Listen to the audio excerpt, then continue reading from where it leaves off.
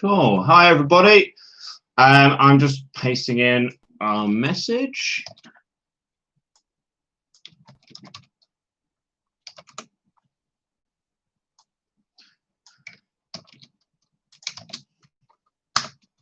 Hope you're all enjoying the weather this week. It's beautiful, isn't it? Absolutely lovely.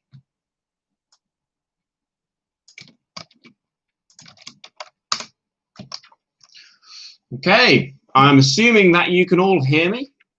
So I'm here to answer any questions that you've got this week about your lessons, any material that you've been sent. If you're struggling with any of it, if you've got any questions about guitar in general, or if there's any songs that you'd like to learn that are outside of the curriculum, maybe I can help you out with these as well while we're on the stream.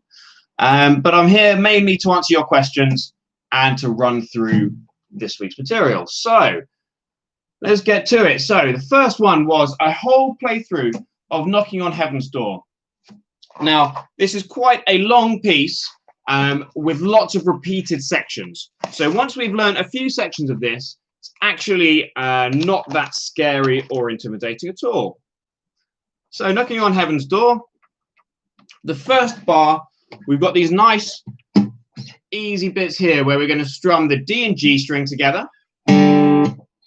Now, note when I'm doing this, I'm plucking with my wrist. The elbow doesn't move. This helps me stay in position here so that I don't have to move my whole arm back to then pluck again.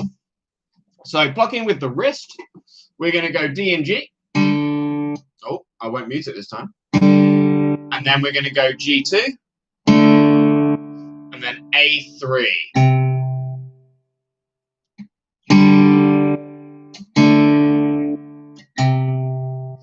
And bar 3 and 4.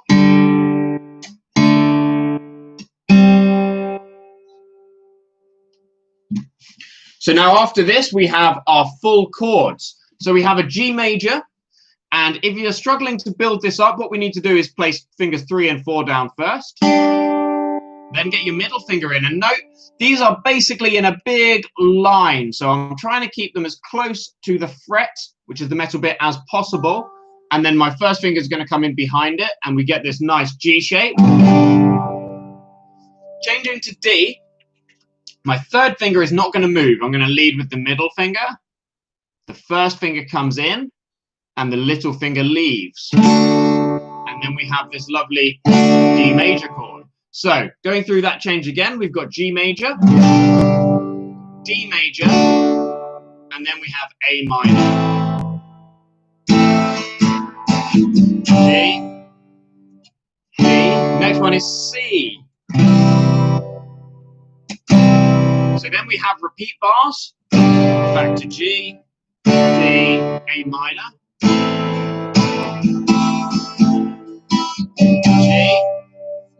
D, C. Bars 13 to 17 are the same as bars 1 to 4. And then on the bottom of page 26, we have chords again, but this time we're skipping out on the A minor. We're going to go G, D, straight to C. And then you repeat this 4 times. So we have 2 on the sheet, and the repeat bars tell us to repeat those 2 again.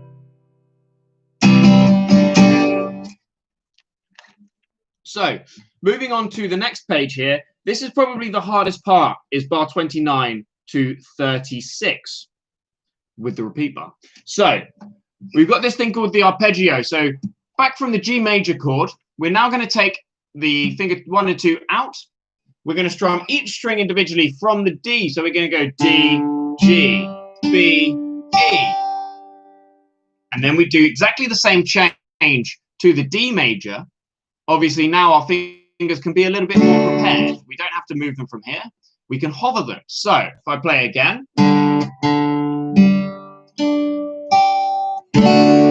you see that they were prepared above the fret that they're going to come down in.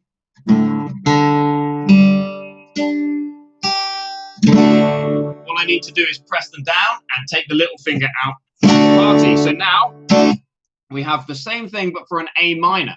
So we're going to get into an A minor position, which is D2, G2, B1. And we're going to go through the strings individually.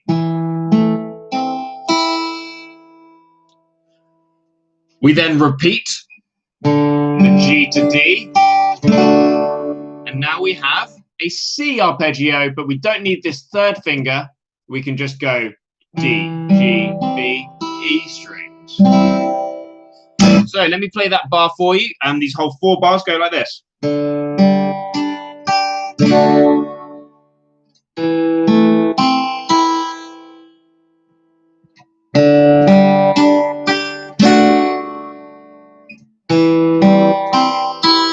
And then you would repeat like so. So the rest of it is basically identical to the first 4 bars in the song. And so we're going to jump to the end. The first 4 bars of this are the same again. And so now let's have a look at the very last 2 bars of the song. We're going to go, this rhythm goes, bam. So you've got 4 strums and it's slightly off beat. So those of you that know about dotted notes know that it adds half of the note value on again. So a dotted 8th note is the same as an 8th note tied to a 16th note. And you will see these in the sheet right here. So we actually got 2 examples of this. So we've got the first dotted one here, which has the dot. And then we have them, because they're going over the beat, they're tied together. So we have a 16th note physically tied to an 8th note. Now these 2 notes are exactly the same duration as this one. So the rhythm we've got here is,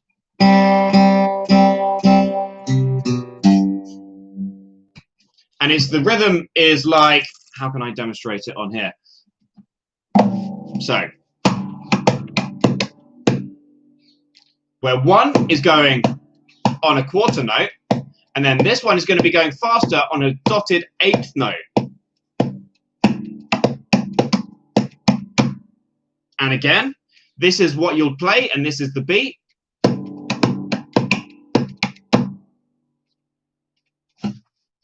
So listen to the backing track there, which would be track 42, to really get a clue on that rhythm. But also the sound slice would be a very useful resource, because you can see it and hear it played along.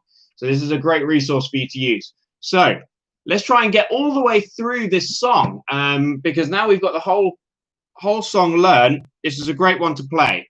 And also it's in the same key as the Bob Dylan version, not the Guns N' Roses version, unfortunately. This is in a different guitar tuning. But the Bob Dylan one is in standard tuning, so you'd be able to play along with your G, D, A minor, and then G, B, C.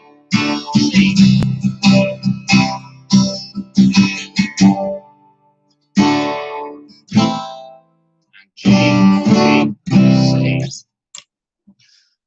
So I hope you're all getting on okay with that one. I'm going to move on to blink and you'll miss it. Bars 17 and 18, and we've got page 25 here. So bars 17 and 18, we start again with the same arpeggio that we just saw in Knocking on Heaven's Door. So we're making the top of a G chord, and we're going to strum the strings individually. Now this one, we're starting on the G string. We're going to go up and backwards. So we will go G, B, E, B. So I hope you're following along at home. We'll go G, B, E, B. And on the topic, anyone that is there, please let me know who's watching, because it's really nice to know who I'm streaming to. And if you've got any questions as well, I'm here to answer them. So please leave them in the comment if you've got any questions. So going back to bar 17 and 18 here, we've got that arpeggio of G. We go G, B, E. And then what we're going to do is we're going to play 3 on the E, and then 2, open, and then B3. So in total,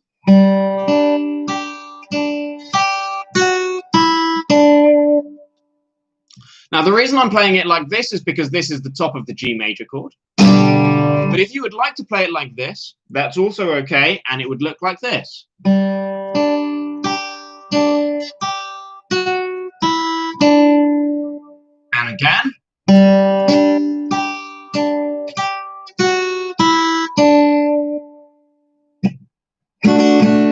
So let me play you from bar 13 all the way up to bar 19, which is that third line down in the book, and it goes like this. 3,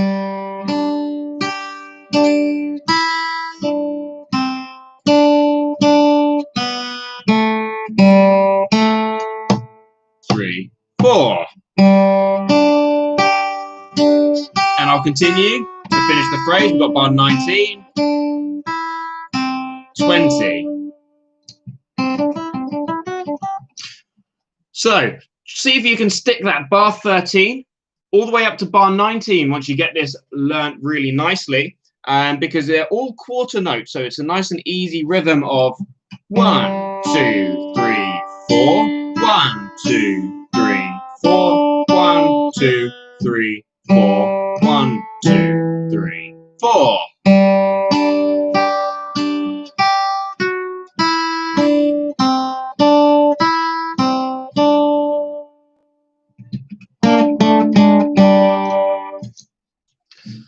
So I hope you're getting on okay with those 2 bars, but really do stick them together with other 2 bars that you've learned to start making it into more of a song. And so let's move on into Gimme Some Loving, which is a new song, and this one is super fun. We want to get ourselves to page 22. So you'll see that the first 4 bars are all identical. It's all the same thing. So it goes like this.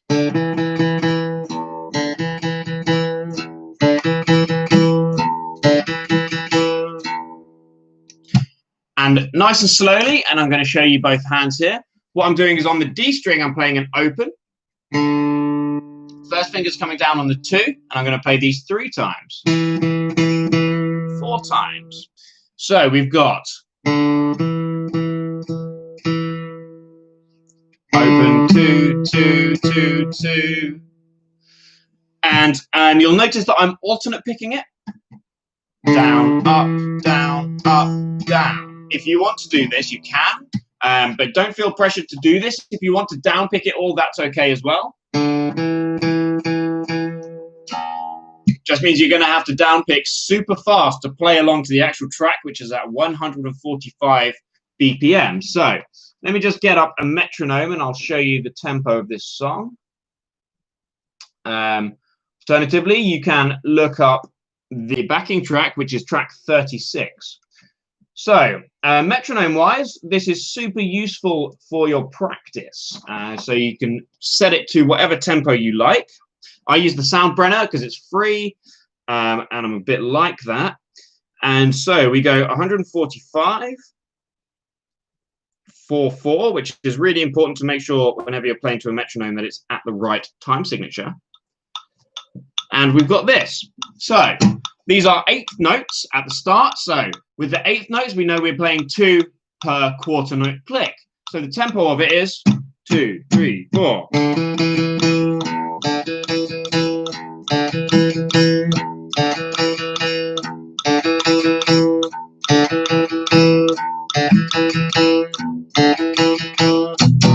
So obviously very fast. So we don't have to target that speed just yet. So play it nice and slowly until you're comfortable with the rhythm, which is 1, 2, 3, 4, 5. 1, 1, 2, 3, 4, 5.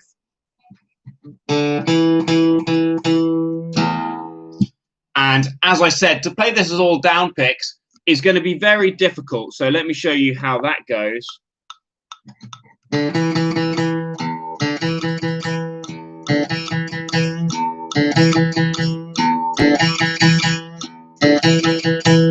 So if you can use this as an opportunity to practice your alternate picking, which is down, up, down, up, down. You can use this as a good opportunity to start getting good at this technique, because it's a very important technique for your advancement as a guitar player. So does anyone have any questions about this song while I play it for you again?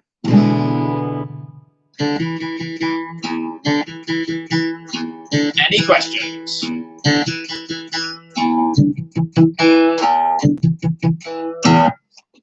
What a cool riff that is.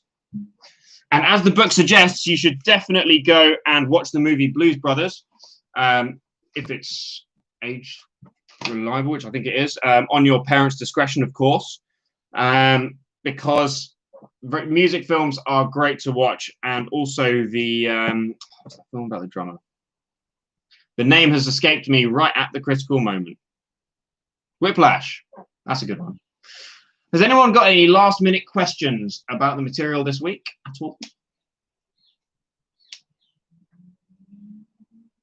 Okay, so good luck with this one, and I'll see you all next week. Bye.